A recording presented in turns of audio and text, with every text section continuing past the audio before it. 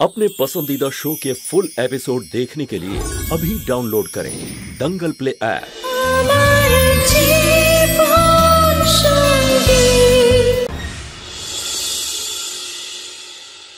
चलो बेद, माয়ের পুজো আমরা দুজনে মিলে করব।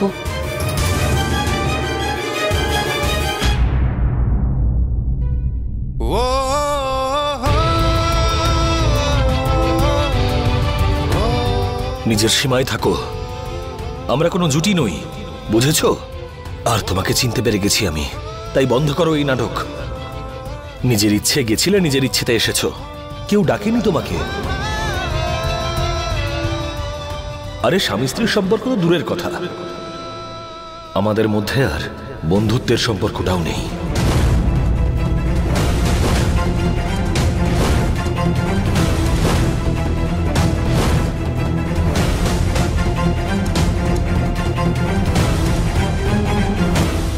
প্রতারক। আরে বেদ, কথাটা তো শোন বেদ। বাবা বাবা কথা শুনে যা।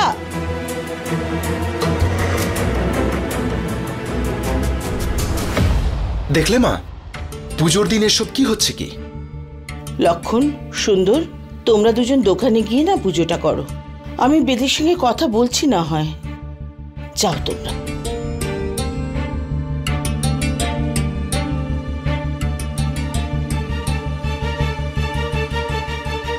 ঠিক আছে, আমি একাই মায়ের পুজো করে নিচ্ছি।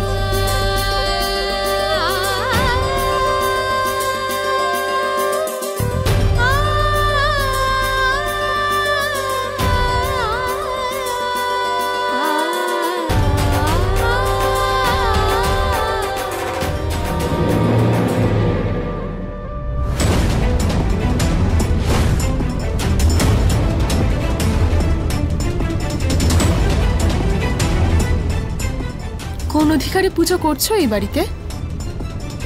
বাড়ির বউ হওয়ার অধিকারে, বেদ কোঠারি স্ত্রী হওয়ার অধিকারে। স্ত্রী তো শুধু তুমি নামেই, কিন্তু শুধুমাত্র এই মঙ্গলসূত্রটা পরে স্ত্রীর মর্যাদা তুমি পাবে না। একদম ঠিক বলেছো তুমি দিদি। এই মেয়ে, স্ত্রী সেই হয় যার সিঁথিতে সিঁদুর তার স্বামী তুলে দেয়। তোমাদের সবার সামনে বেদ আমার সিঁথিতে সিঁদুর পরিয়েছিল। একজন নারীর জন্য সিঁদুরের কি গুরুত্ব থাকে সেটা নিশ্চয়ই জানো, তাই এসব নিয়ে কথা বলে ঠাট্টা কেন করতে যাচ্ছ? এইসব সিনেমার কথা আমাকে বলতে হবে না। ঠাকুরপো যখন তোমার সিঁথিতে সিঁদুর পরিয়ে দিয়েছিল তখন তোমার আসল রূপটা তো আর জানতো না।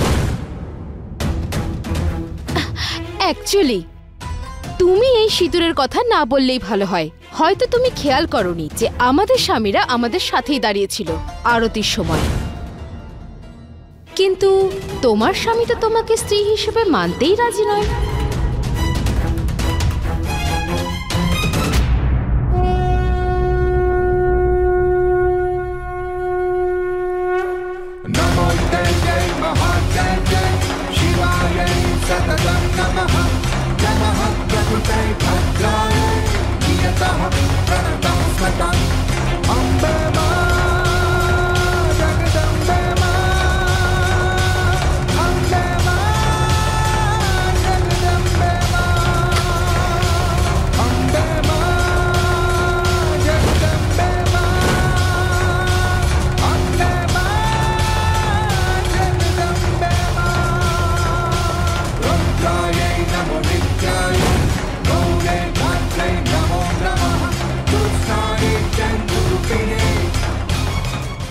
দিনের এই প্রদীপটা আমি নিজের হাতে জ্বালিয়েছি।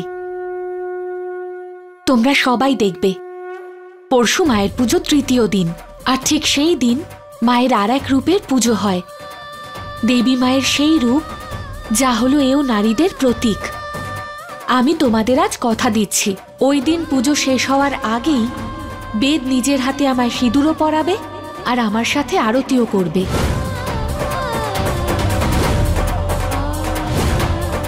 যদি আমি সৎ হয়ে থাকি তাহলে আমার জীবনের সব বিপদ দেবী মায়ের আশীর্বাদে ঠিক দূর হয়ে যাবে।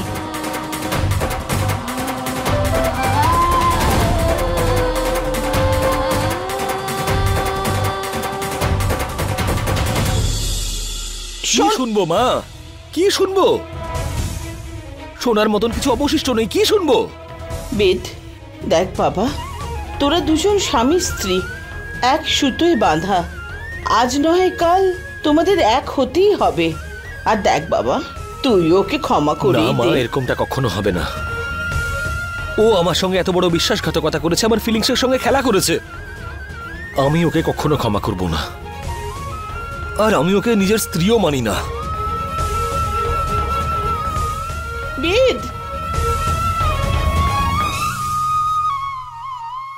বেদ, কি করছিস তুমি তো বাবা? খুশি হচ্ছে যে ও চলে এসছে? তাহলে ঠিক আছে, তুমি তোমার বৌমাকে নিয়ে থাকো। বাড়িতে যে ঘরটা দেওয়ার হয় দিয়ে দিও, কারণ ও এই ঘরে থাকতে পারবে না। এই মেয়ে, দাঁড়াও।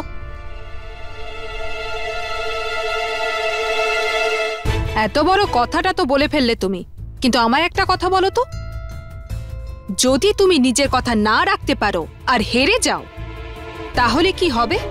সত্যের সবসময় জয় হয়ে থাকে, আর হারার তো কোনো প্রশ্নই আসে না। তাও তোমাদের জন্য আজ আমি একটা কথা দিচ্ছি, যদি আমি হেরে যাই তাহলে তোমাদের কাজের লোক হয়ে থাকবো সারা জীবনের জন্য।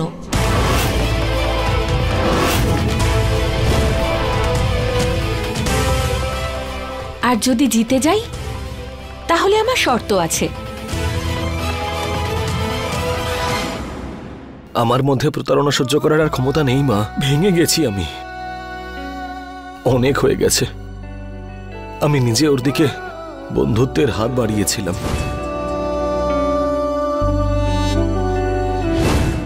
আর ও এরকম করলো আমার সঙ্গে। মা, আমি মুক্ত হতে চাই এই সম্পর্ক থেকে,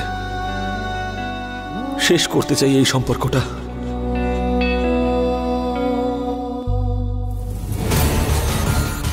আমার তোর জন্য খুব দুঃখ হয় বেদ, কিন্তু আমাকে এটা করতেই হচ্ছে বেদ, তোর ভাইয়ের প্রতিশোধ নেওয়ার জন্য আর তোর কুষ্ঠির দোষ কাটানোর জন্য।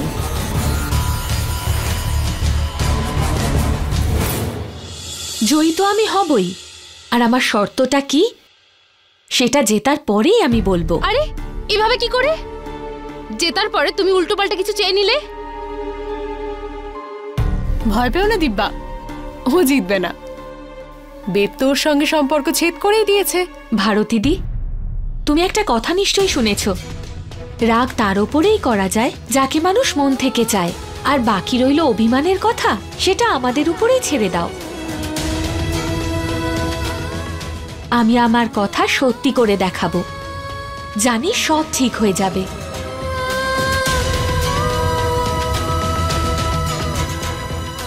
তুমি নিশ্চয়ই জিতবে ছোট বৌদি, তোমার এই হনুমান তোমার সাথে আছে। কখনো কিছু বলতে চাইলে তুমি আমাকে বলে দিও, লেজে আগুন ধরিয়ে না লঙ্কা পুড়িয়ে চলে আসবো।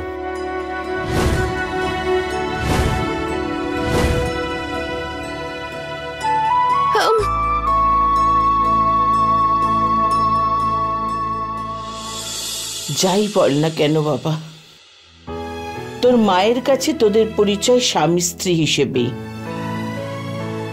ওকে আর যাই হোক, এই নবরাত্রির 9 দিন তো আমি বাড়ি থেকে চলে যেতে বলতেই পারি না। দশমী অবধি অপেক্ষা কর, তারপর দেখছি কি করা যায়।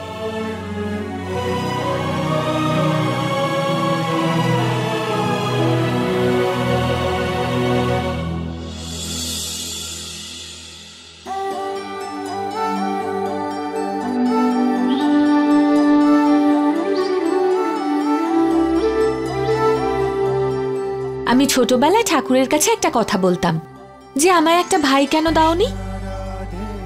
আমি কি জানতাম যে আমার ভাইকে আমি পেয়ে যাব? বলছি বৌদি, কোনো কথা থাকলে তুমি আমাকে বলে দিও, বেশি চিন্তা ভাবনা করার প্রয়োজন নেই, আমার কাছ থেকে কিচ্ছু লুকোয় না।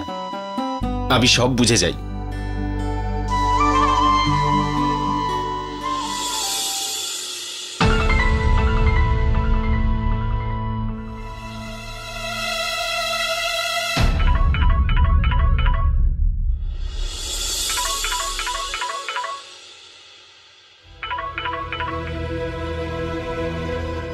বারণ করেছি না, বারবার ফোনটা করবে না। আমি করতাম না ম্যাডাম, কিন্তু পায়েলের অ্যাক্সিডেন্ট হয়ে গেছে। কি?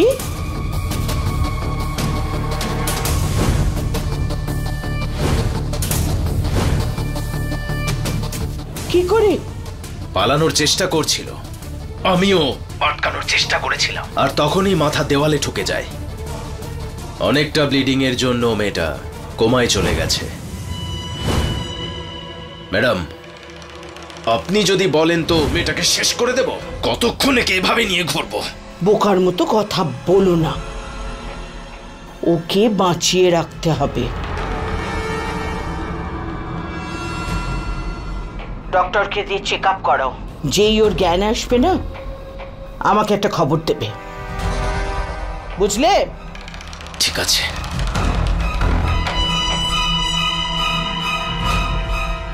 টাকার ডিলটাও হাত থেকে গেল, তার উপর মেয়েটা আবার মাথার উপর বসে আছে।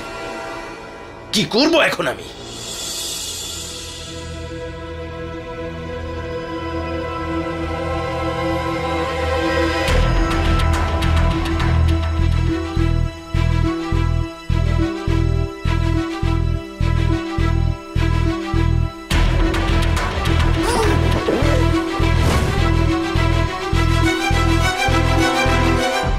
আচ্ছা চেতন, শোন, তুই এখানেই থাক, আমি আসছি, এক্ষুনি আসছি।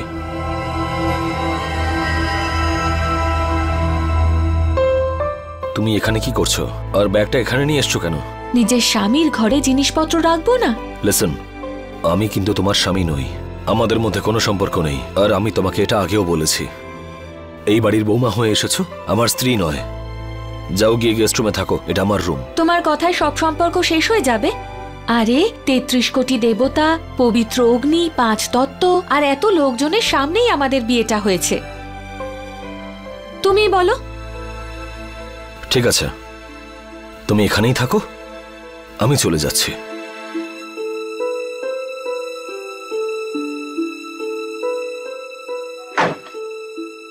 বেশ সাবধানে।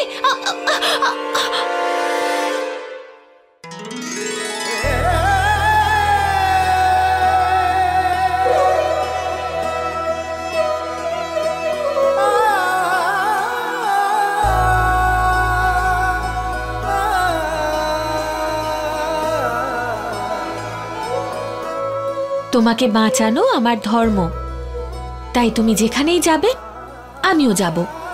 আর যদি তুমি অন্য রুমে চলে যেতে চাও, আমিও সঙ্গে যাব।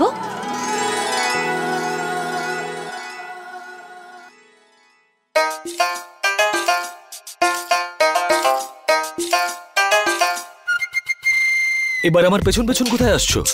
আমি যে বললাম, তুমি যেখানে আমি সেখানে।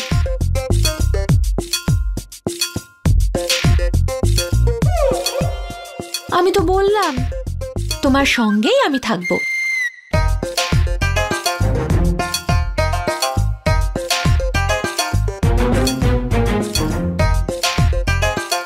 কোথাও যাচ্ছি না, ড্রেসগুলো ভেতরে রাখছি।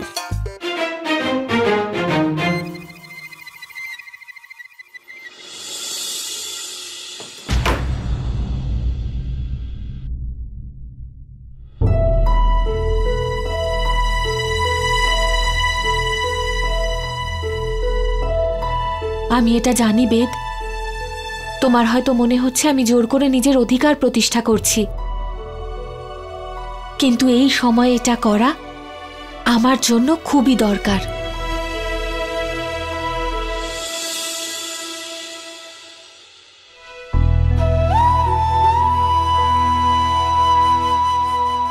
মা, ভারতী, বলছি আমার কথাটা তো শোন। মা, বিধির সুখ তোমার নিজের ছেলে মেয়েদের সুখের থেকে তোমার কাছে কেন বড়? মা,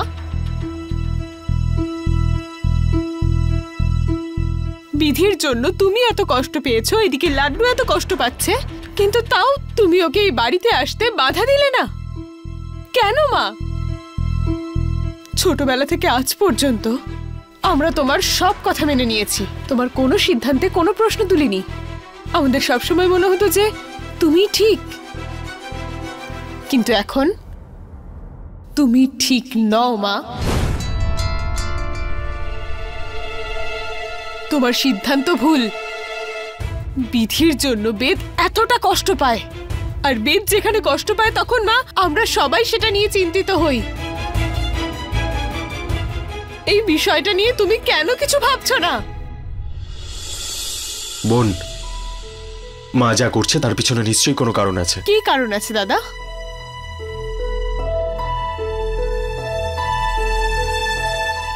আসলে সেটা মা তোকে এখন বলতে পারবে না। দাদা, তোমার কোনো যায় আসে না যে মা ঠিক করুক বা ভুল করুক, কারণ তুমি মায়ের অন্ধভক্ত।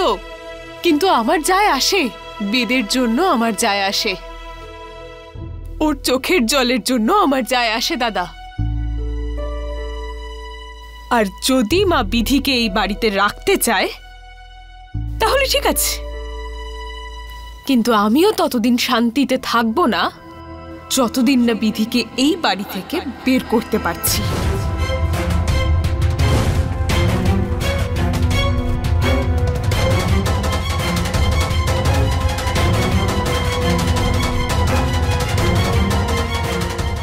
আরে ভারতী, আমার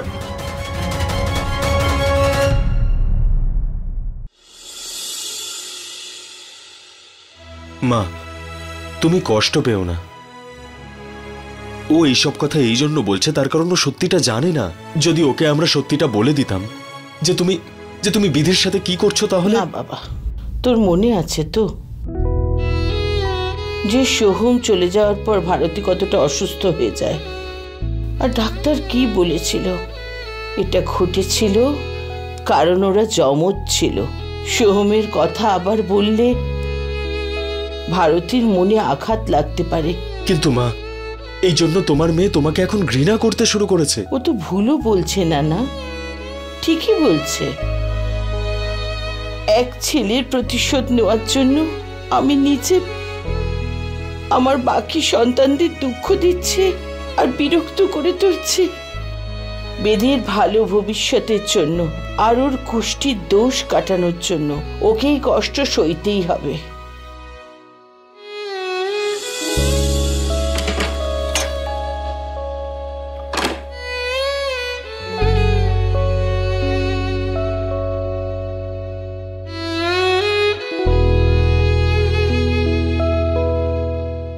যদি আমাকে এরকমটা না করতে হতো, আমি সোহমকে সুবিচার দিতে চাই। এটা শুধুমাত্র আমি আমার ছেলের জন্য করছি, যে বিধির জন্যই আজ আমার থেকে দূরে। একজন সন্তানকে হারানোর দুঃখ শুধু মাই বুঝতে পারে, আর সেই কষ্ট একজন মাকে যে কোনো কাজ করতে বাধ্য করতে পারে, যে কোনো কাজ।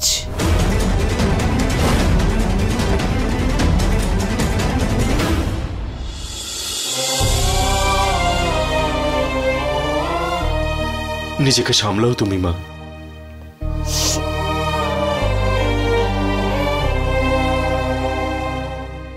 বিধির মুখের ওই হাসি আমাকে সেই অন্যায়ের কথা মনে করিয়ে দেয় যেটা সোহমের সঙ্গে ঘটেছিল। আজ হয়তো আমার সন্তানরা আমার উপর রেগে আছে, কিন্তু সোহমের প্রতিশোধ নেওয়ার পরে যখন ওরা সত্যিটা জানতে পারবে, তখন আমায় ক্ষমা করে দেবে।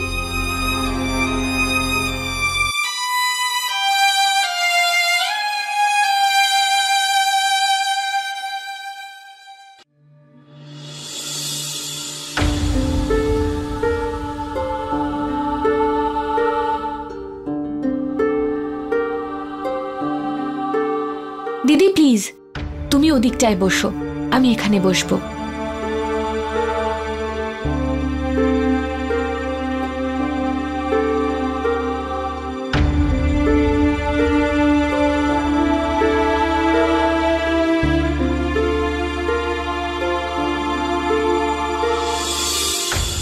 দেখো একবার কিরকম নির্লজ্জ মেয়ে বেদের পাশে বসার জন্য এসব করছে। চিন্তা করো না দিদি, দেখিস ঠাকুরপো নিজেই ওখান থেকে উঠে যাবে একটু পরেই।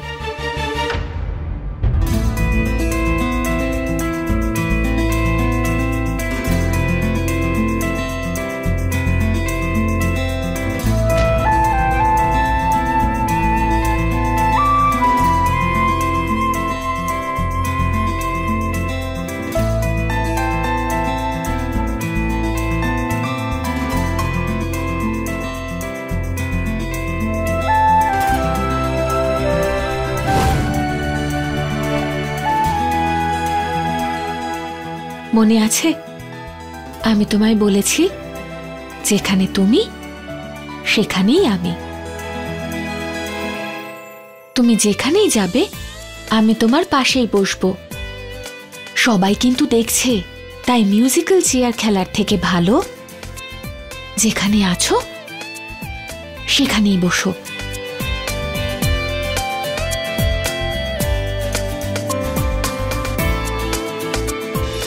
फुल एपिसोड देखने के लिए अभी डाउनलोड करें दंगल प्ले ऐप।